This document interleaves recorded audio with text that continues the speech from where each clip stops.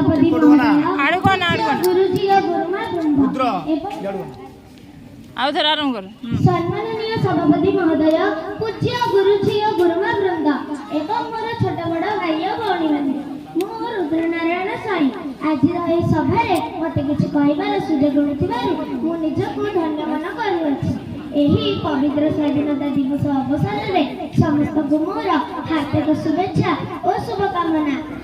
सर्वप्रथम मोर ही सुजल सुफल रत्नगर्धा भारत माँ को विदेशी हाथ उद्धार करने जो महापुरुष मैंने निज जीवन को तिल तिल कर विसर्जन कर श्रीचरण में भक्ति सुमन अर्पण करुअछि।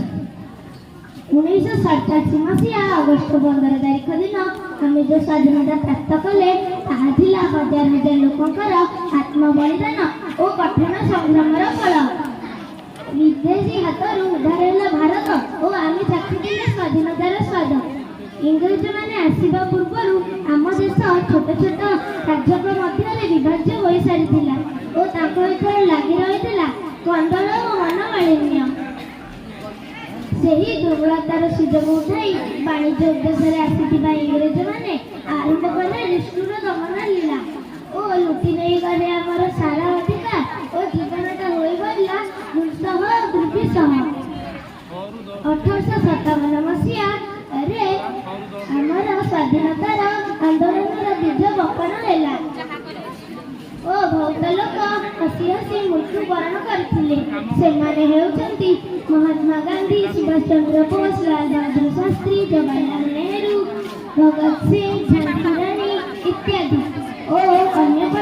गोटेपटे गांधीकर अहिंसा नीतित्व अन्यपटे सुभाष बोसकर you give me blood I will give you freedom. आर अर्थ हेउछि तुमे मते रक्त दियो तो तुमको स्वाधीनता देबी। आज आमे एही जातीय पताका तले शपथ नेबा शांति मैत्री और प्रेम सत्रे चलिले आम देश बहुत उन्नति करिब और महात्मा गांधीकर स्वप्नर नाम राज्य सत्ୟରେ परिणत हेब। एतिकी कहि मोर वक्तव्य शेष करूछि। जय हिंद।